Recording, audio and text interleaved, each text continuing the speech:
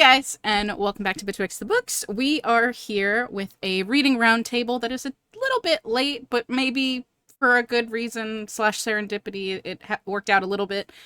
This was initially meant to be in September. We're here today to talk about banned children's books. Normally, Banned Books Week is in September, which is why I had picked it as the September thing. For whatever reason this year, Banned Book Week ended up being in October, and it's actually while we're filming this. We're filming it during Banned Book Week, so maybe it was all for a reason. We are going to go around, introduce ourselves as readers, what we normally read. Then we're going to have a little brief thing where we talk a little bit about Banned Book Week and sort of the stats around that and why it's important to talk about. And then we will go around and talk about the books that we read. For this challenge, picking up specific banned books to talk about sort of what we thought of them, and whether or not it makes sense for them to be banned or not, I guess, would be the idea here, the idea behind the video. So, as always, starting with the lovely Gretchen, introduce herself, we'll go in a circle, and then we'll talk a little bit more about Banned Book Weeks. Hi, I'm Gretchen. I have been reading a lot of romance, obviously, on the channel for a very long time. But if you've caught some of our other videos, you know that one of the things I wanted to do this year was get more back into fantasy, which I love. And in particular, when this channel started, literally a decade ago, I read mostly YA fantasy. And so I was so thrilled to kind of get back to my roots this year, or for this roundtable, and read a YA fantasy novel. It went poorly, but I'm excited to tell you about that, I guess. I guess what I was hoping for was something that would be a fun romp, reminiscent of more of like when we did our last reading roundtable, which is that books that remind us of our childhood. And instead, the book that I read for this week was more similar to the feminist serial killer Bluebeard retelling Michaela and I just read. And that was not at all the vibe that I was going for. So I am also a former children's librarian slash research librarian slash technology librarian. And so the topic of banning books, since most of those do happen in public libraries, is very near and dear to my heart because it was something that used to happen to me in my job.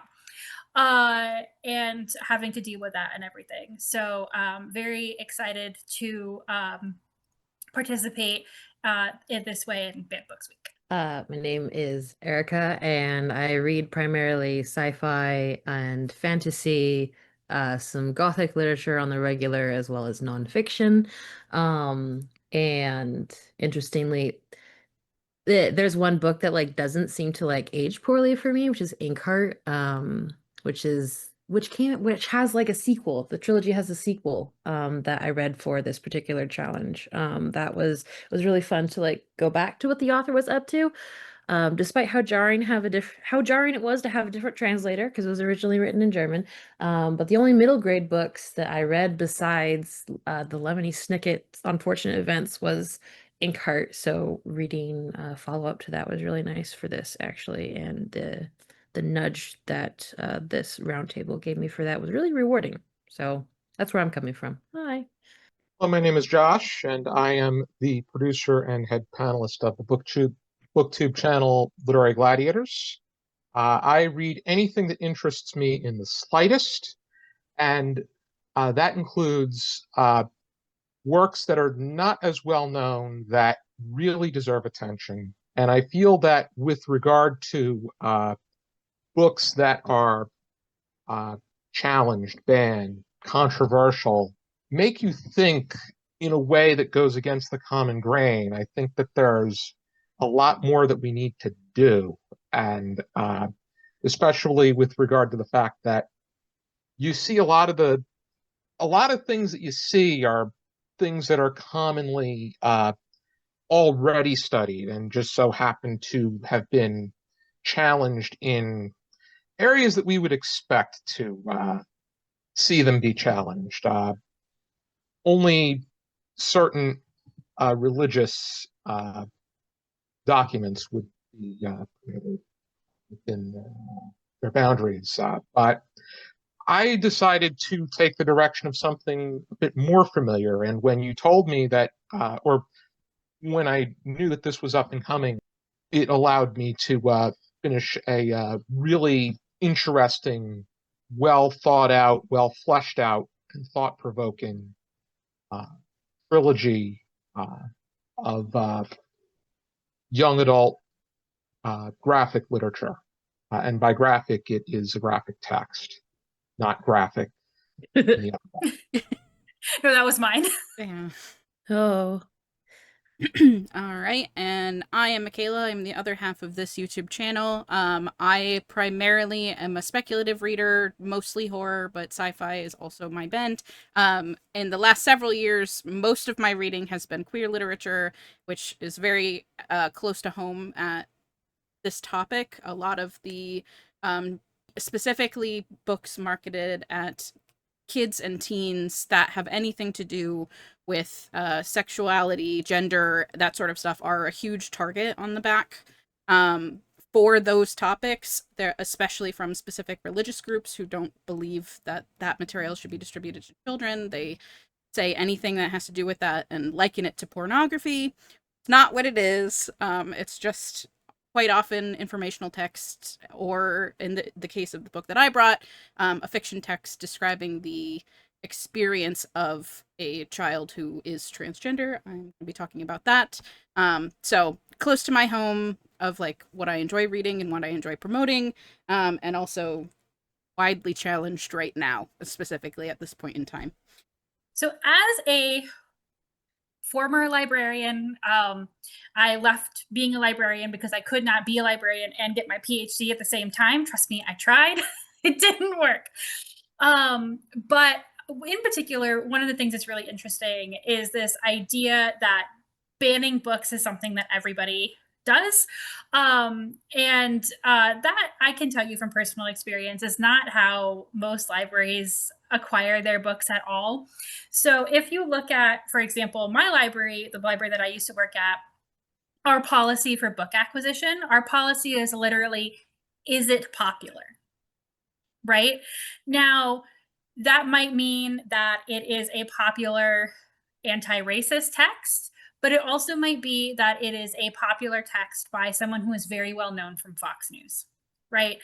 And so over the course of my time purchasing the history books, the nonfiction books, the political science books, I absolutely was purchasing things that I personally did not agree with, but that doesn't matter because I was working in a very, very purple town where we would get everybody coming in the door. And the purpose of the public library is to make sure that everyone has access to it began with books, right? But libraries are the one place now that you can go and for no or at times limited cost, depending on the grant or whatever has happened there, for technology assistance. Most of my day when I worked the tech was helping folks who had lost their jobs, and they had lost their jobs during COVID. And the last time they had to hunt for a job, how to get a job, that process was so, they didn't know how Indeed worked, right? And they could come to the library and get that, how to set up their electronics. We had Wi-Fi hotspots for people who had moved or didn't have internet, again, especially during COVID. Where it's just like believing in equal access to information for everyone. And unfortunately, as Michaela mentioned, the statistics about what types of books are banned do slant in a very particular way towards queer topics in particular, or less so now. This used to be more of a trend, was BIPOC topics. If you can do both, your book will probably definitely be challenged. As is the case for example, the top, I believe, challenged book again this year was All Boys Aren't Blue, a memoir manifesto by George M. Johnson, who is a queer man of color, or person of color, rather. Genderqueer, a memoir, again by Maya Kobabe. I'm not sure if you say that right. That was number 2. There was a tie for 3/4, which is The Bluest Eye, Toni Morrison, and The Perks of Being a Wallflower by Stephen Chbosky. 5 Tricks by Ellen Hopkins. There was another tie for 6 and 7 that was Looking for Alaska by John Green. And then Me, Earl, and the Dying Girl by Jesse Andrews. Another tie. How does this happen? It's because they get put on lists and then they're mass challenged, guys. Yeah. We'll talk about that. 8 and 9, Crank by Ellen Hopkins. Ellen Hopkins is very popular for either the right or the wrong reasons, depending on how you look at it. Sold by Patricia McCormick, and then Flamer by Mike Corrado. And so those are your top 10 most challenged books of 2024. So I can take over here in part of doing my research for this, and I will link down below both the statistics dropped by the ALA, the American Library Association, and the statistics and information gathered by PEN America, which is another group, both of which come together to host the event that is Banned Book Week. But while I was doing research and looking at all of those, I did also stumble upon, and I'm not going to link it, but if you would like to see it, there is a document out on the internet that Moms for Liberty, which is a very specific group of people who are behind a very large percentage of bans and challenges in the US specifically. They have a document that writes down every single title that they think anybody should bring to ban or challenge, which is why you'll see the same titles over and over and over again on every single like ban and challenge list. It is the same titles brought forward. You might notice that a lot of those titles that Gretchen mentioned are old. They're not new releases. Those are things that are 10, 20, sometimes more years old. They're not the hottest new thing that's been put out, but it's because they take this document, they distribute it around, and then representatives from those groups will go to school board meetings, things like that, and try and pressure schools to do that. There was somewhere in the stats that said that just 51 people were responsible for a majority of banned and challenged books one year. They were able to track it back down to those specific people, and they aren't even members of the communities within which they were attempting to get those books banned or challenged. If you are worried about this, as people should be, that people who aren't even part of your community are coming in and trying to take resources away from you, your families, the families in the area that you live in, you can... The two biggest things that help prevent that, one is to go to school boards or public library boards and tell them that if somebody is going to issue a ban or a challenge, they need to be a member of that community. They make it a stipulation that in order to do that, you have to be a parent of a child going to that school. You can't just be a random person coming in, or if you're a library patron, an actual person who lives in the community that library supports. And then two, the other biggest thing that helped was requiring people when they did a ban or a challenge to have read the book and basically answer questions like a book report. Because a lot of these people have not actually read the books that they are banning or challenging. They're using this resource which has like one sentence pulled out of the text without context and saying, look, see how bad it is. It's doing this, X, Y, and Z, and this is why we should ban or challenge. So requiring them to have read it fully, completely, cover to cover, and show proficiency in that will drastically drop the number of bans and challenges a book gets, and requiring them to actually be a member of that community.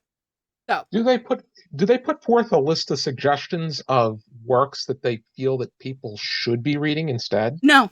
Nope. Nope. That's a big problem. Yeah. Because I at least I want to hear what they feel are alternates, because a lot of these people that have issues of this nature, they're just all, and it doesn't just have to do with books. They're just their solution is no. Yeah. If you know what I mean. Yeah. Yeah. You have to. Our problem is that we keep it's just in general that we just come up with these problems. We need solutions, and perhaps their solutions are not going to be the ones that we agree with, but and for me, I think that we live in a country with a First Amendment that pretty much should be enforced. We need to be able to read what we want to read. And as far as like in the school setting is concerned, I have faith that most of your teachers have the right state of mind to select what they put on their curriculum. Well, if I can offer an example that kind of speaks to what Michaela just said. So this is uh, something that happened in a community near me. Now, if you are familiar with the books of Sarah J. Maas, if you don't know, I have a tattoo that has a line from one of her books on my shoulder, so I'm very familiar. And there was a school that had her Court of Wings, her Court of Thorns and Roses series on the shelves. Now, this is a new adult series. Having it on the shelves in a middle school is potentially a choice someone made because as a librarian, I do not read every single book that I buy, right? I am dependent upon reviews, and I'm also like dependent upon requests from patrons, right? So if a bunch of patrons come to me and request that I buy a book, like I'm not going to vet it and just be like, do I agree with it? Patrons have asked for it. I'm going to get it, right? So I have to imagine that kind of what happened here was that a bunch of the students came asking the school librarian to buy the series. She maybe did not do, or they, I don't actually, didn't do their maybe due diligence on the full breadth of the sexual content because it is a very open door, much sex book. In all three books, okay, a challenge was put forth by someone, but they didn't challenge the whole series.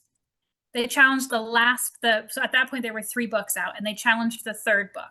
They did not challenge the first 2 books. Now, their challenge was because of sexual content. And when questioned why they only challenged the first book and not the other 2 books, this person actually didn't have an answer because they had not read the books. It was on one of those lists that Michaela referenced, and the difference between the first 2 books and the 3rd book was the 3rd book has gay characters. And that was how it had made the list, and that was why one was challenged and not the other 2. So this was a person that when questioned could not, the reason they had even banned it wasn't actually correct. Because had they actually been looking for sexual content, they would have challenged all 3. Now, we can have a different discussion about whether those books should have been in a middle grade, like school, like library. I'm not having, that's a totally different topic of discussion. This is just like, again, someone who banned a book off the list, and the reason was the queer content. And those characters, by the way, do not have sex scenes. They're just there. I will also say, because Gretchen mentioned that the library that she worked at had an acquisition policy, school libraries generally have a much stricter acquisition policy than like a public library would. A lot of times they have like stipulations put forth by the school board that it needs to be within a certain target age bracket. It needs to have some sort of accolades, a certain number of starred reviews from known things. Like there's more specifics that get brought forth when adding titles to a school library than say a public library. Yeah. So if you're like, well, they can do whatever they want. Yes and no, it depends on the school district, and you can definitely go to your school district and ask them what their plan is. They usually have to have it in writing of what their acquisition policy is. Have to. Yeah, so you can definitely go and find that information out yourself if you want to know like how books are being chosen for your schools. That's definitely something that you can look at and discuss. So, although that may be changing now with the decision in Mahmoud v. Taylor from the Supreme Court. Also, the book that I read today was a Prince honor.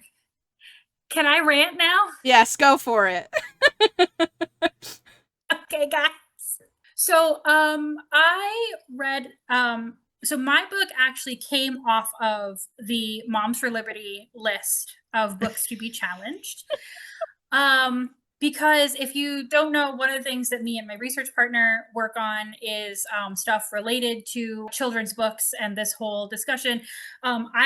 She has actually published a piece analyzing some stuff revolving around Moms for Liberty, and we've done some transgender stuff as well. So I was just like super curious because I had never heard of this book before. And I did think that it was related to a movie that recently came out on Netflix called Damsel, because this book is also called Damsel by Alana K. Arnold. Now, turns out this book has nothing to do with this movie. But I thought the connection there might have been to, I think it's a point Josh was making earlier too. A lot of times these books sometimes just get published because they're just really popular. And that's how they kind of get more on people's radar, whether or not the content is really as, I don't know, graphic, intense, whatever. So anyway, but it was also a Prince honor book, I believe in 2016. Don't quote me on that. But it's not like, it's within the last 10 years or so that this book came out. Lady K. Arnold also shows up on that list multiple times.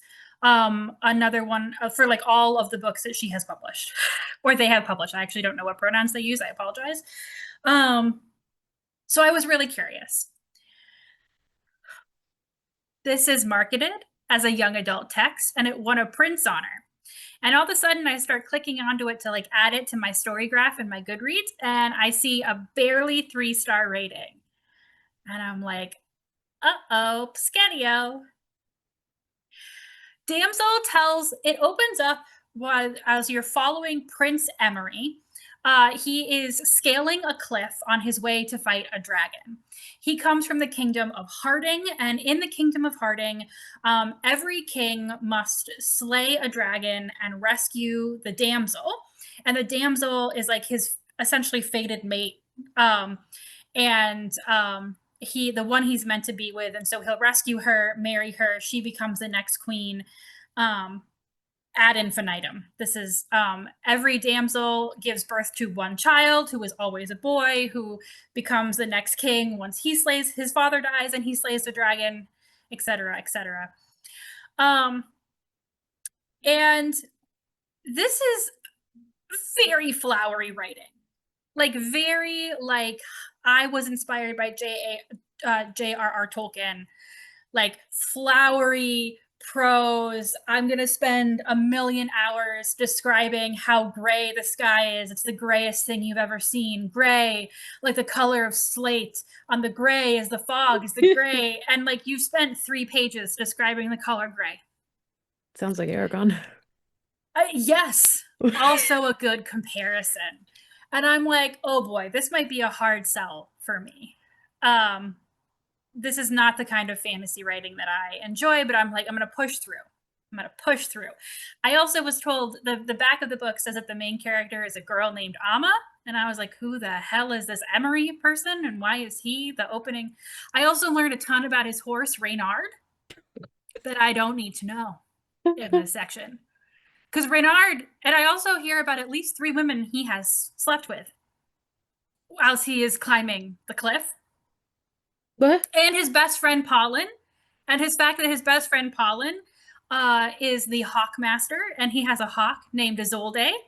Man is still climbing the wall. And I'm like, okay, all right, this is a lot. So he gets up there, he finds the dragon is sitting on their hoard, like whatever. There's no sign of the damsel anywhere, and he's sure that it's because the dragon is like sitting in like the antechamber area, and he needs to get past the dragon to get to the damsel. And his mother has told him he has 3 weapons, but she only named 2, his brain and his sword. And don't forget that you have a 3rd weapon with you. And he's like, great, a riddle. I don't know what this means. He manages to stab the dragon in the armpit, which is where the one place it doesn't have scales. And then this scene ends abruptly, and we switch to the point of view that we will now follow for the rest of the book, which is the damsel. The damsel wakes up in Emery's arms. She has no memory of anything that has come before her time at the dragon's lair. She does not even know her own name. Emery names her Amma because he declares that women's names should have an open sound. So Amma may or may not, it's not her name. She doesn't know who she is. And all she knows is that she has been rescued by this dude and his horse Reynard, who is still very involved in the story for some reason. And it is her destiny to be his wife. She does not know what this means, as she has no memory of the world. And so there is like a journey back to the castle. At a certain point, she finds a mother and baby lynx, like the cat Lynx. Emery kills the mom, and she is so distraught. Amma is so distraught by this that she asks him if she can raise the kitten. And Emery's like, this is a lynx, this is a wild animal. No. And she's like, mine. And he's like, of course, dear, anything for you. And so she like brings this lynx back to the castle. This book is 360, 350 pages. The entire time that she is at the castle can vaguely be described as depression and violence against women with extremely little plot. The night after, Amma returns to the castle and is like told that she is going to be the wife, and all of a sudden she has to learn how to be a queen, and she's like, I don't know how to talk to people. Like, what are you talking about? Emery wakes her up from a dead sleep to shove his fingers in a place down there without her consent or even really knowledge, and she does not know what happens. And yes, by the way, it is described quite graphically. I have only seen that shit on AO3. What? Yeah, so trigger warning, guys. The What the violence fuck? against women bit, it's not going to get better. That is the appetizer. She is constantly told by people that it is her job to submit. She is often called the vessel. She injures her own hand, and Emery punishes her for injuring the hand of his wife. It's her hand, guys. It's her hand. Emery hates that the lynx is what kept him from going further the night that he entered her chambers and used his fingers violently upon her. He wanted to go further, but the lynx attacked him. And so Emery is like, yeah, that lynx gotta go. And so while she is like at a dress fitting or something, he steals the lynx and like tries to take it. This is probably the longest section of the book, when she is running around this place that she does not know, trying to find Emery and her lynx. There is no plot, guys. There is no plot. She eventually finds them. The lynx is not harmed in the making of this book is maybe the most important thing, because I was genuinely anxious.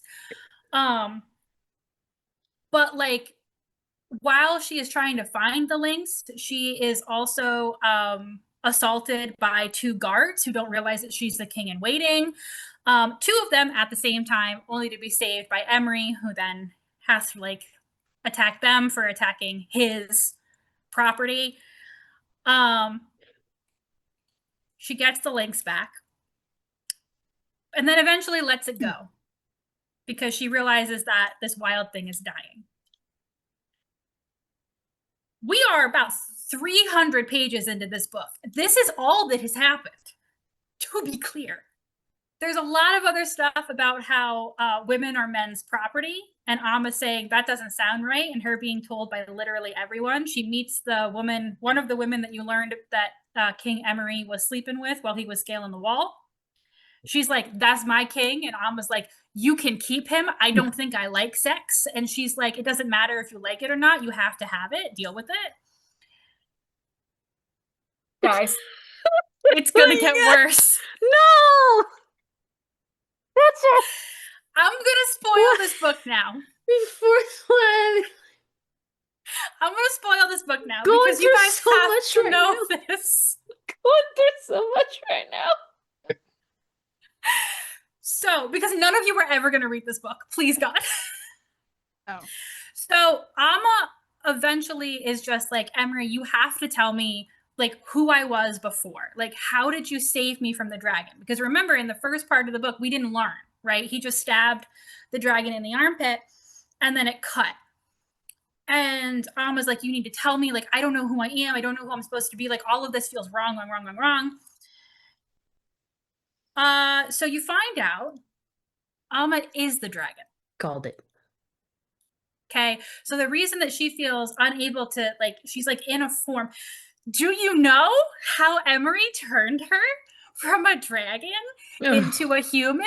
I'm going to tell you. And it's after he was like, oh, my mom told me I have 3 weapons: my brain, my sword, and my penis. Called it. After he stabbed her in the armpit with his sword, he took the sword out and then What the fuck? his yard in there and turned her into a human being. Gretchen! I didn't make this up, guys. I know. No, listen, I'm literally. People can You argue need he to had mute two me. swords. The book ends. Like, I would call that because I'm like, if this was something on AO3, that's what would happen. And that's what happened. What? The book lasts maybe 50 more words because Amma learns this, turns back into a dragon, rips him open, eats his heart, and flies away, and the book is done. At least there's that. YA how? So it's a middle grade book? YA, technically. Okay. Still And how? not correct. Not correct.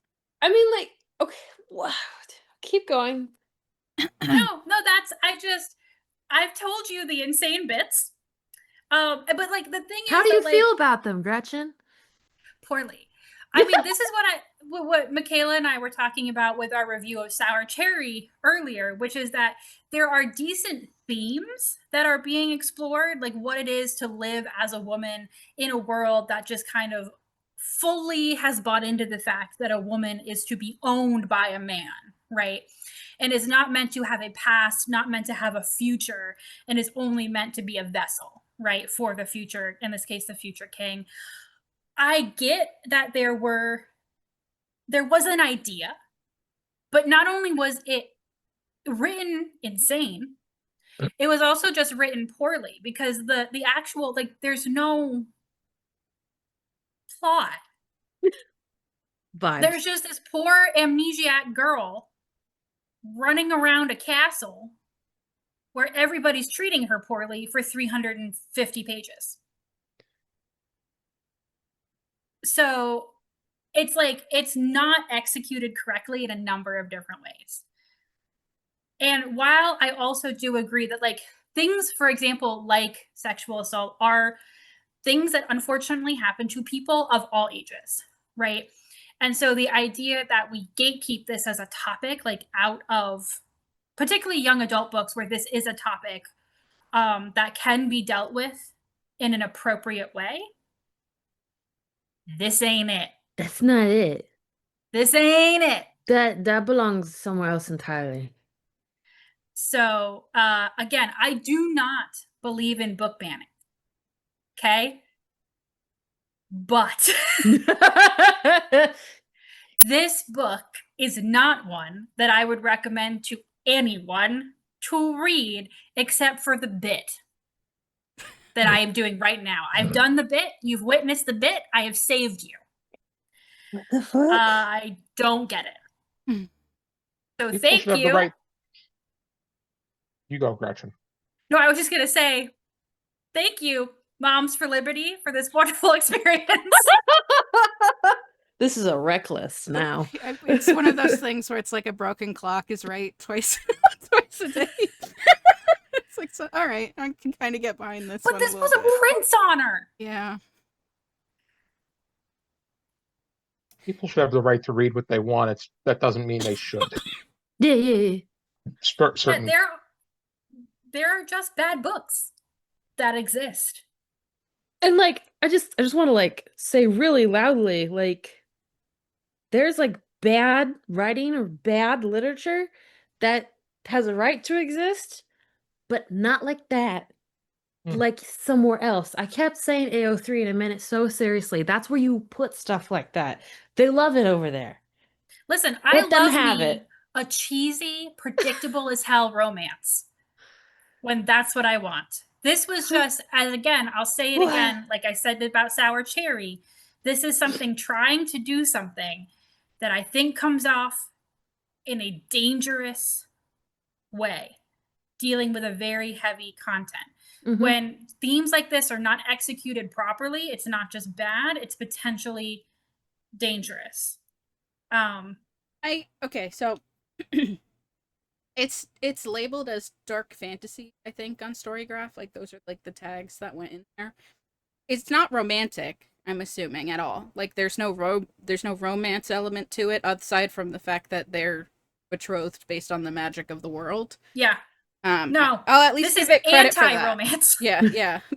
Okay, I'll at least give it credit for that, because I was worrying that it was like going the like dark romance route of like Stockholm syndrome stuff. Although the ending, she kills him, so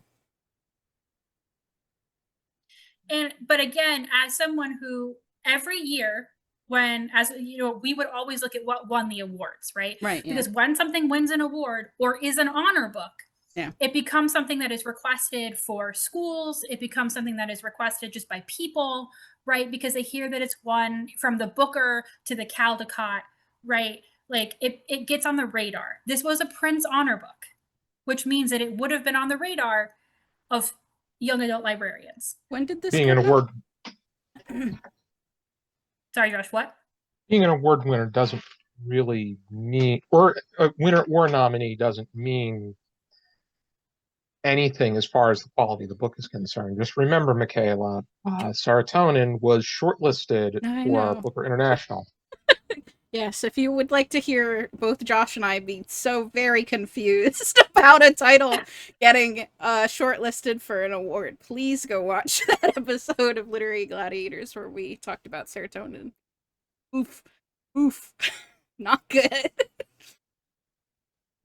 Yeah. Anyway, I'm sorry that I went a little long on my shtick, No, but I had to make you all suffer with me. Was really because I cannot believe that I read that. it's like the book assumes everyone was watching like Game of Thrones when they were 11, which a lot of people were. However, Oh, pain. Pain, pain, pain, pain, pain. Erika, would you like to palate cleanse? um, yeah. So, not a okay. I'll just start from the top. So I for this round table, I was thinking to myself, okay, I'm not gonna be so self-indulgent as to go back to a childhood favorite that I know has been challenged. Because it kept popping up on the, banned book, like, hey, this book's been banned. And it was Inkheart, by Cornelia Funke. And I have the cover, and it's one of the old covers. They don't do them like this anymore, but this is beautiful. The new covers, they ain't it. But anyway, so I was like, well, I won't do that one.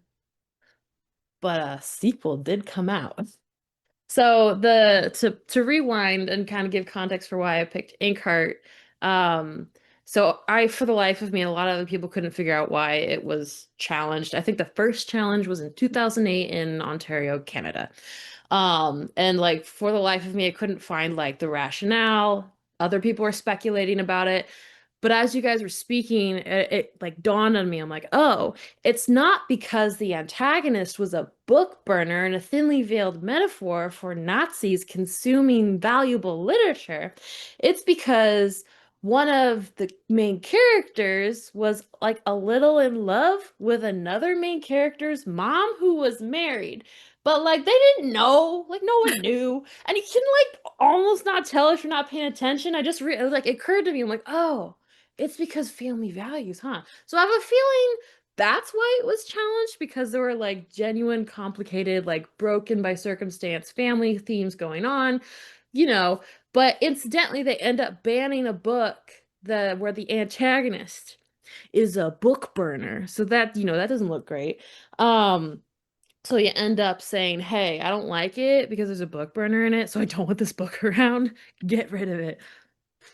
Anyway, so the follow-up to the Inkheart or the Inkworld trilogy that came out this year, Inkworld, The Color of Revenge, the author, instead of focusing on like creating this like love letter to literature, it was an exploration of the role that like song and image play in the similar sphere that literature does.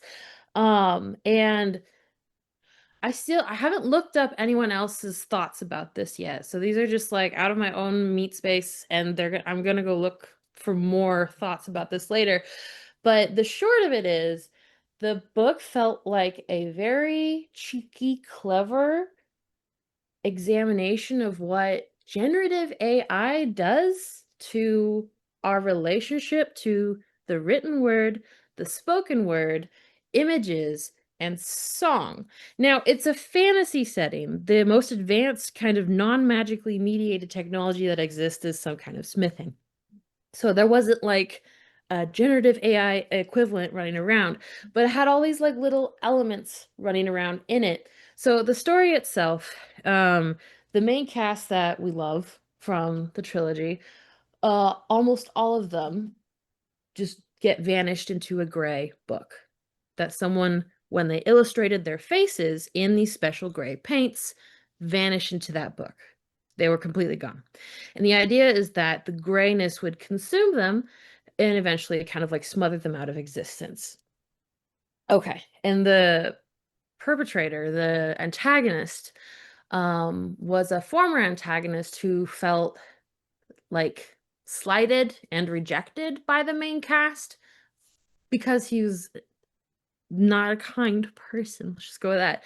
His name was and he like modeled himself as a character in the trilogy and continues to do so in this book after old poets. He named himself Orpheus. And he had the power of speaking people in and out of books, just like Mo and Maggie, the protagonists from the trilogy. But unlike them, he has to like imitate the way other people's wrote their own books in order to create new text that pulls things in and out. And that was just from this before our generative AI scare. So Orpheus has lost his ability to put words together from another author and read things in and out. And so he seeks out the help from a witch in the woods who can render things lifeless and inert through her gray magics. And so he ends up putting together this convoluted plot that squishes everyone into this gray book, and we have a few people left over who are trying to get their friends and loved ones out of the gray book. There ends up being a pen that doesn't need ink and writes itself. Like you can write someone's name and let it go, and it continues to write and tells you like their deepest, darkest secrets. And I was like, that feels interesting. Um, and there's a lot of like really bad artists floating around in the background, like a singer who sings other people's poetry, but just like mangled up and really badly. The Gray Book includes text that was described as if it was written to be intentionally boring and flat. And when I was reading it, I was like, I've read a lot of generative AI essays from students, and I was like, that reads a lot like that. Like, I was like, well, what's going on here? And so like the pen itself is not like a huge deal, but it's like there and it pops up a few times. And at some point in time, there is one of our protagonists says like the pen is not the issue. The pen is actually really tired of doing nothing but blasphemy. And it's actually asked to do one more thing before it like gives itself permission to stop writing. It was so weird. And like the fact that Orpheus is this person who has spent his entire life trying to copy his heroes and copy other people's like talents that draws him to them. And then at the end, instead of being like killed like I expected him to be, he gets transported back into his original home between the shelves of a library where he first discovered his love of literature. And it was like I was like, I didn't want anything nice to happen to him, but all right, fine. Because like it felt like at the end, it's like Orpheus need to go back to square one, try again. After everything he went through in the trilogy, and then he kind of gets this conclusion at the end. And one of our protagonists, who's always been really scared of books, because it yoinked him out of his life, yoinked it back in, and fucked it all up in the trilogy. He's like, books might be okay. But only after it's been like combined with things like art and music and that sort of thing. And so I think it's a very cleverly put together exploration of what handing over your voice in whatever way your voice takes shape, what it can do to you as a person, and what it does to people around you. and that it reduces people not into even shades of black and white, but gray nothingness, like it's just gray. And as a follow-up to the Inkheart trilogy, which is a love letter to literature, and it's possibly alluding to what could happen to our relationship to literature if we focus so much on trying to cannibalize and regurgitate other voices instead of using our own. I found it very interesting. And it felt timely, and it felt on purpose. But I actually don't know if I'm just seeing it or if it's actually doing that.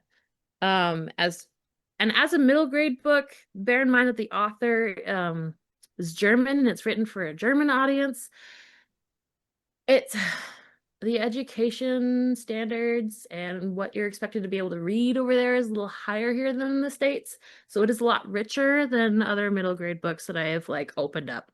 I often don't finish middle grade books because like I get bored very quickly.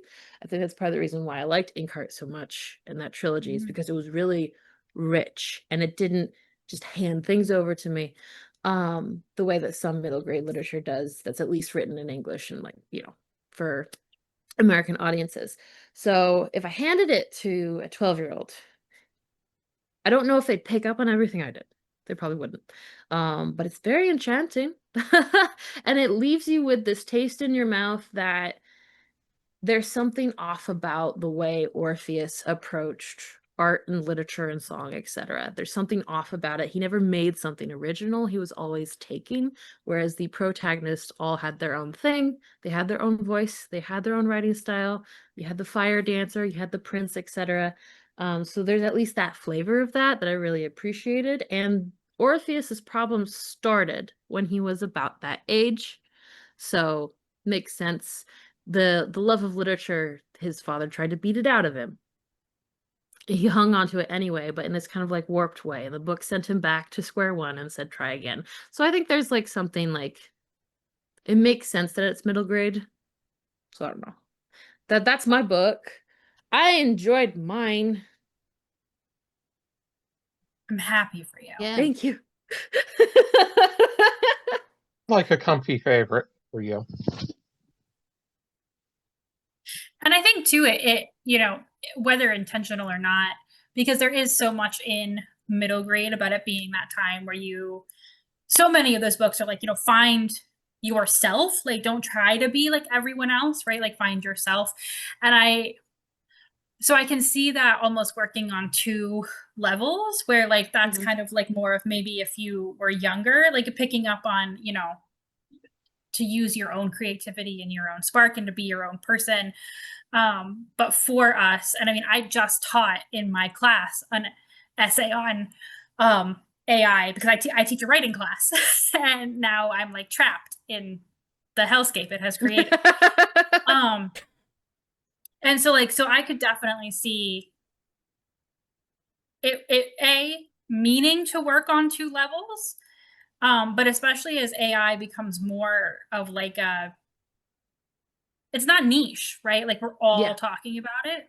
The earlier and earlier, I think that a child reader might pick up that it's saying both things. That's fair. Yeah, I'm happy.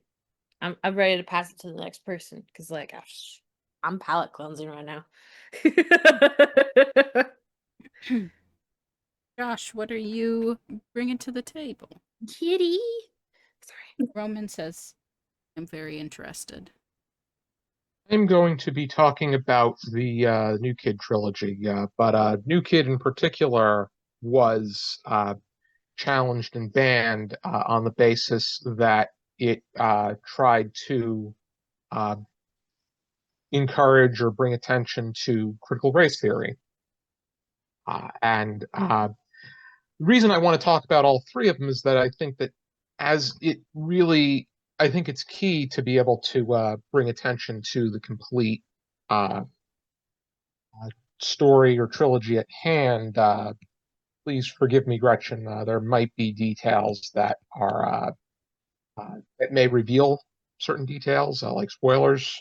But I'm going to do my best to not say as much about class act and school trip. However, because I don't think I necessarily have to in order to help you understand what the series is all about. But New Kid, in particular, our protagonist is Jordan Banks. He is a person of color, but he's very light-skinned. He's not like there's characters like Drew have darker skin as people of color, as a person of color, and uh, he is he goes into this private school called Riverdale Academy Day School. New Kid follows his seventh grade year. It goes throughout the school year, and it follows Jordan becoming adjusted to the school, meeting new people, which includes his fellow students, teachers, teachers of all kinds, and those that work at the school, the like the librarian. Which in School Trip, there's actually a reference to banned books and incorporating more diverse works that more so, because a lot of your works about people of color are they're more, it has to do with their struggles rather than them being the hero going on an adventure, or just something that can be uh, just like within a genre or speculative or whatnot. And Miss Brickner is a pretty she's a pretty funny character. She's also very uh, especially the way that she shows a sense of being a little bit inept to certain details, especially when it comes to graphic texts. But New Kid is, it's primarily Jordan and his school year. Class Act, the second book, is the first part of their eighth grade, and it follows Drew more so than Jordan, even though you do still get Jordan's little drawings and the way that he conveys his commentary, which Jordan is he loves to draw, and he's aspiring to be an artist. And one of the major points is that he's aspiring, he'd like to go to high school, a certain art high school, to go further with and pursue his dream of getting into art. And the other dream is being able to put together a graphic novel about his a graphic memoir. And then when we get to School Trip, uh, the main concentration is them taking a trip to Paris. There are other students that go to other areas, like there's Yellowstone, Alaska. There's Mississippi, where they're engaging in a civil rights convention of some sort. Uh, and But what I think makes what makes this trilogy strong is how very well fleshed out these characters are, and they are raw, authentic. I laughed on so many different occasions for so many different reasons, because Jerry Craft is just so honest and straightforward about everything that's going on. And uh, he points out a lot of the concerns that have to do with the way that we interact with one another, and how we see and respond to our differences. Because there's a major part where in Class Act where they watch the mean streets of South Uptown, which has to do with injustice toward people of color, and it was written by a Caucasian woman. But everybody after watching that, they go to Drew apologetically, offering him gifts and money. It goes to show you the way that people respond. And is it really genuine, or are they trying to save face? And I really admire that Kraft points out these things, and how being a being a good person means wanting to be genuinely a good person because that's the right thing to do, not because you need to be a justified person that people perceive as being a good person. But I would say that, in all honesty, New Kid was where this trilogy is strongest. I feel that Class Act and School Trip would be good if it was more of a series and there were multiple books, because you only get like with New Kid, you really become immersed with the different characters. The other ones, you only get snippets of them, which would, as I said, it would make sense if there were maybe 10 books that we were dealing with instead of 3, or if it was just ongoing. And I think that this book has the capability, or I think that uh, this has the capability of being ongoing, because I really find these characters interesting enough. There are characters that I really enjoyed, and there were characters that I really could not stand. Uh, but because I gave New Kid 5 stars, and Class Act and School Trip they got 4 stars, even though, as I said before, they would have been better if it wasn't a trilogy. But I went over New Kid and Class Act on our channel. We discussed it, and hopefully in the future we go over School Trip as well. I love also that, you brought a graphic novel. I think that that's so important to also bring to how books can get banned based on certain types of like images as well. Since obviously like the Tango Takes Two, friends, has been banned up and down the wazoo, and they be penguins. Three. And I just have to or Tango Takes, yeah, you're right. Tango makes 3. It takes 2 to tango. Tango makes 3. I had a tooth pulled recently. Painkillers are great.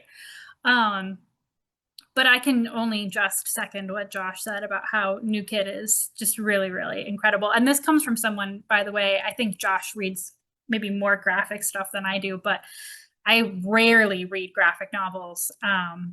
And I was also blown away by New Kid. So hopefully we can also link. I always forget what side of the wall I'm on, to Literary Gladiators talking about those books if you want to know more about them. I actually don't read as many graphic texts as you would think, but I would be open to reading more in the future. You never know. But graphic memoirs in particular have really caught my attention. This is not a graphic memoir, this is fiction, but this really did blow me away. And I hate constantly referring to my channel, but we also did go over in Tango Makes 3 back in our 4th season. So many options for folks to go watch. I'm down for it. My turn? Yeah. Okay. Take us home. I'll try.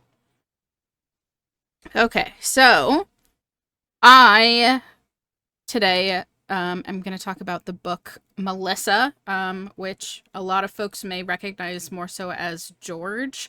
The title and cover were changed in 2022 officially, but before that there was sort of like a grassroots like artistic thing where Alex Gino, the author, asked schools and libraries and anybody else who had copies of the original title to like black it out with Sharpie and write Melissa over the top of it, which is actually just a really cool metaphor for what the book is. If you didn't know, Melissa is the story of a fourth grade girl, as she attempts to come out to the people in her life little by little as transgender. So most people, for most of the book, including Melissa herself, reference herself as George, which is why the original title was George. But towards the end of the book, which was always a bonkers choice. Sorry. yes. Towards the end of the book, she gives her name Melissa and is referred from some safe people as Melissa for that last little section. But if you're wondering, throughout the course of the book, always has she, her pronouns, even when using the name George. It's consistent throughout the entire book, and it is very particular in the way that it is. I appreciate the audiobook that I listened to at the end had a letter from the author about the name change and talking about how when this book was published initially in 2015, the term dead name had only just started to exist. It was initially penned in 2012, so it was still a fairly new term to be used in the transgender community. It really only picked up speed in 2016, and as this book had been written from the early 2000s until 2015, it didn't really exist as a topic. But as the community grows, activism grows, and these topics grow and change, that choice of changing the title of the book became apparent and necessary. The initial title, the working title, was Girl George, as like a Boy George reference to folks that understand the music reference there, but it got changed to just George because most kids probably don't know who Boy George is in 2015, which makes sense. Like, they're not going to get the wordplay there, but so yes, it's now titled Melissa. The author did ask that if you do still have an old copy of the book to do, like, Sharpie it out, retitle it to Melissa, and any future copies that are printed will be titled Melissa from here on out. So, super cool, like, lore about the book. The plot is super easy. It's aimed at early middle school, late elementary school, because again, Melissa is in 4th grade, so 10 years old-ish. The plot itself is pretty simple. It's just Melissa wants to take part in a school play that their grade is going on, or performing. She wants to be Charlotte in Charlotte's Web, but nobody will let her do that because to everybody else, she's a boy, and boy can't play the girl's part, and there's so many girls that want to play Charlotte. But luckily, Melissa's best friend gets the role of Charlotte and decides on the big night of the play to switch places with Melissa and let Melissa do this so that other people can see her as a girl, because that's really important to her. There's little things throughout the story where she comes out to different people, her mom, her brother, her best friend, little ways with the teacher and the principal talking about it. But that's the plot. Like, there's not a whole lot going on here. That's the entire thing. It's really just an introspective look at what it's like to be a transgender kid. And Alex is a genderqueer author who really wanted to make sure that they were putting a book out for representation for kids like themselves, because they didn't have the words to talk about their own experience until they were an adult.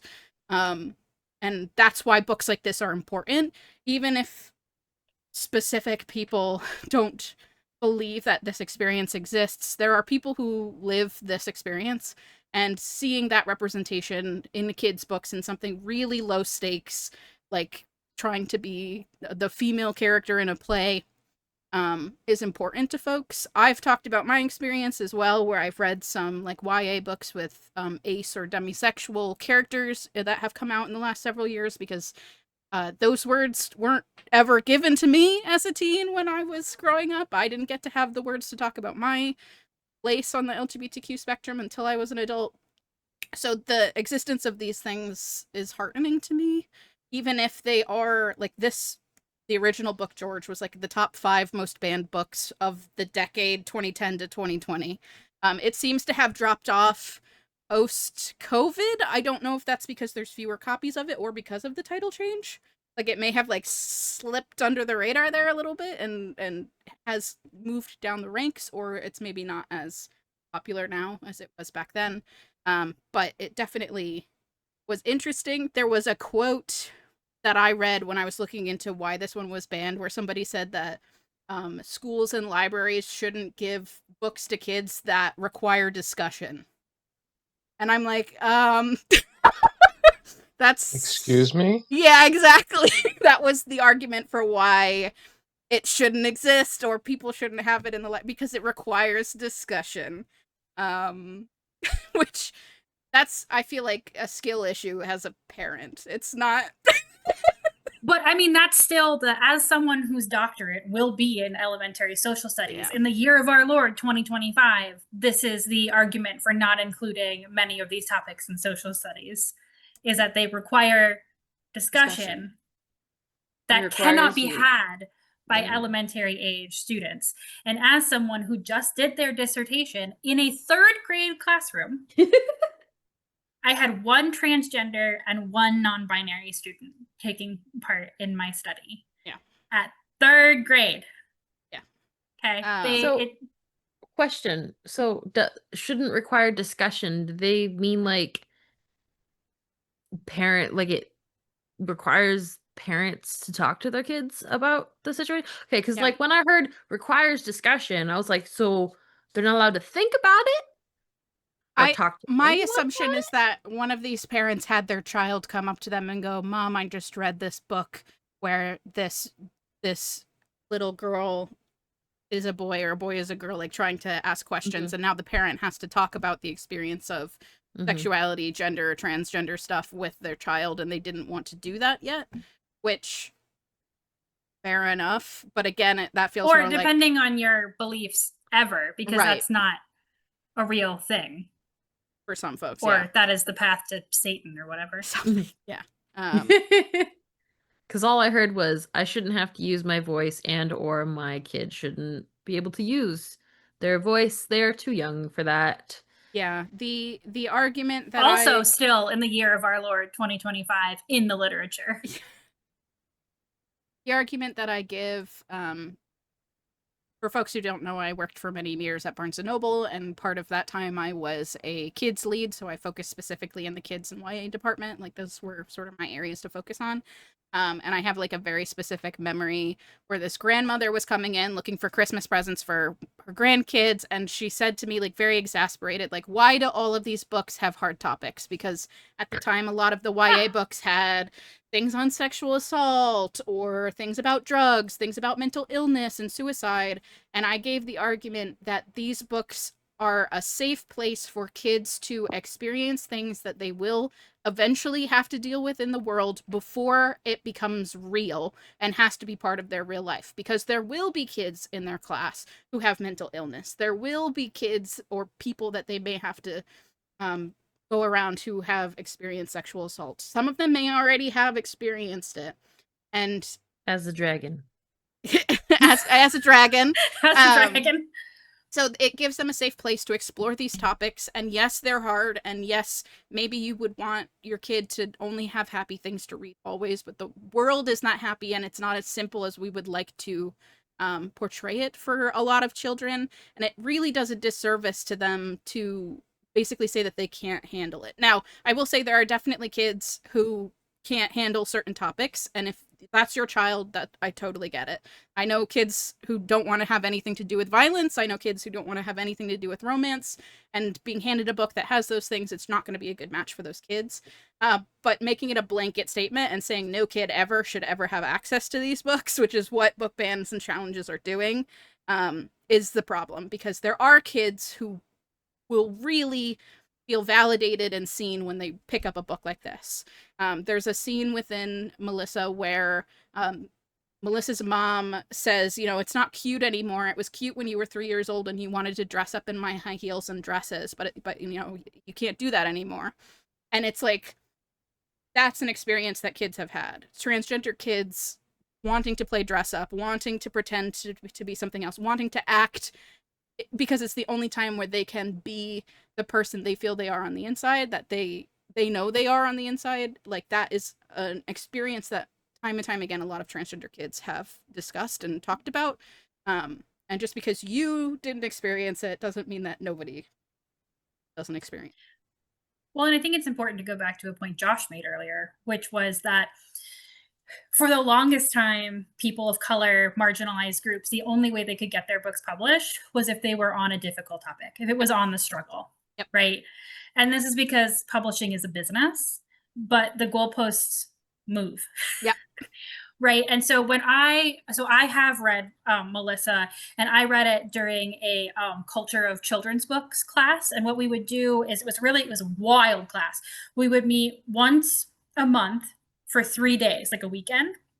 As grad school guys, you're allowed to have class 9 to 4 on Saturday. We would spend that whole month reading like a progression of children's books on a topic. So we did like African American, Native American, LGBTQ, and Melissa was part of the continuum. That one of the first instances of a transgender character in children's and young adult literature was a book called Luna, and the gap between Luna and Melissa in terms of what we would consider healthy transgender representation, huge. But Luna was a huge deal when it came out because it was presence, right? It was saying your identity is here and exists. And so sometimes it takes publishing a little while, right? To normalize things. And now we do get books like, what Josh was talking about, which is just this person happens to be this way. And now they're on an adventure. Yeah. Whatever that means, rather than this person is trans and that's their entire story. And that's just like, that has happened for women, people of color, like, publishing moves. Because like in early literature, women mostly just died. Gave birth to babies and died. Or were dragons. Or were my God. dragons. I'm sorry, I'm not like. I'm just glad I've wounded you for the rest of forever. No, the problem is now I have to read it to see what the problem is. It's like someone saying, sneezing into a napkin and going, look at that. Yeah, I gotta look. Of course I'm gonna look. All right. Well, maybe we'll bring Erika back for a follow-up episode where they also rant about this book. Wow, that is disgusting. So, if you haven't, again, I'm gonna link down below the stats on banned books because banning books has increased exponentially since COVID, more or less. Part of that is due to bans that are instituted at the state level in some states, like Texas, where they're essentially counting, like 17 books on a list that the entire state has banned from every single public school. They're counting each of those bans individually per school. So there's like the same titles over and over again getting banned across the entire state. And Mamu v. Taylor was based out of a Maryland school district. So yeah, that's a thing that is happening here in America, but it is happening across the world. It's not just an America problem. So we do highly recommend looking at those stats and also picking up a banned book and seeing for yourself how you feel about the content in there. I always advocate for parents reading the books with their kids. I know you can't do that for every single book, especially if you have a voracious reader and you're not that type of person, but having discussions about media with your children is important. And some of my favorite memories growing up are doing that with my dad with films, because that was his special interest, was films, and having deep discussions about the implications of certain things and whether or not we agreed with certain characters' takes was very helpful in me creating good clinical thinking skills on my own. So I always advocate for that. Read things with your kids. And have discussions because actually I do think that libraries and schools should be putting forward things that encourage discussion. I disagree with the argument against Melissa. And also, use your local library because here's the thing. If anyone, children or anyone, do not want to read a book because it has things in it that they do not want to read, they will not read them. We have agency, and as a former children's librarian, I would have kids bringing back books all the time. Like, I thought I would like this, and then I read 10 pages and I decided it wasn't for me. And that is the beauty of the library. Kids can try things out and try things on. And if they don't have to read it, they don't have to read it, and they can just return it. And that works for us too as adults. If you don't want to read it, don't read it. Unless you're Gretchen. That does You not kept mean it reading should not be there for someone else who wants to read it. I never, ever, ever want to engage with any of the horror books Michaela wants me to read. But I'm not about to tell Michaela she can't read horror books, because that would make Michaela sad. It negatively affects my mental health to read only romance, which feels counterintuitive. It negatively affects Same. my mental health to not read romance. I get it. Stop kissing. Where's the blood? So, I'm going to start wrapping it up because we've been here for a while, but it's just because all of us are very passionate about this topic, and I really could have gone on for another hour about that terrible book that I read. But anyway, I still do not advocate for it being banned. I just think that maybe the publisher should have asked other questions. Anyway, no. So this is coming out a little bit on the later side. So we've kind of completely restructured both last month's schedule and this month's schedule for Betwixt content, just because that's how it worked out. That's fine. This is our channel, and we are content chaos. We've accepted this in our life. So the other Betwixt content that we have coming out in October will actually be another roundtable. This one is unthemed. We will have 2 returning guests bring in whatever they are reading at that time. My single goal is to not bring a podcast to that unthemed episode, because I have not been reading a ton. And I would like to read a book. I need desperately a palate cleanser after whatever that was. So we'll see if the next book I read is better or just makes me angrier. We don't know. Eventually, Michaela and I actually did accomplish one of our planned reviews, even though it was out of order. We thought we would be doing that one second. It has now already happened. So last month, in lieu of the roundtable, we released our review of Sour Cherries, which was meant to be a feminist take on Bluebeard and serial killers, and once again ended up with me raging and ranting. This is unfortunately a habit that I would like to break now, because again, why would the violence against the women? I don't know if our next Betwixt review will be any better, because it's called Reservoir Bitches. So we don't know. Oh no. But this is our choice for translated literature this year. And my library hold on that is about to expire again. So maybe I should read that. So that is the content that we have coming up. Michaela and I don't know what we're doing for individual content. We never do. So you will find out when we do. And we would like to thank Erika and Josh for joining us. This is Josh's second roundtable in a row. So somehow he keeps coming back. And to witness more of Josh's brilliance, please, like we said, check out the Literary Gladiators channel. We will hopefully have linked some videos in the description that we've talked about. But fantastic stuff coming out there every season that you guys should definitely check out. So thank you guys so much, and we will see you next time. Bye. Keep reading.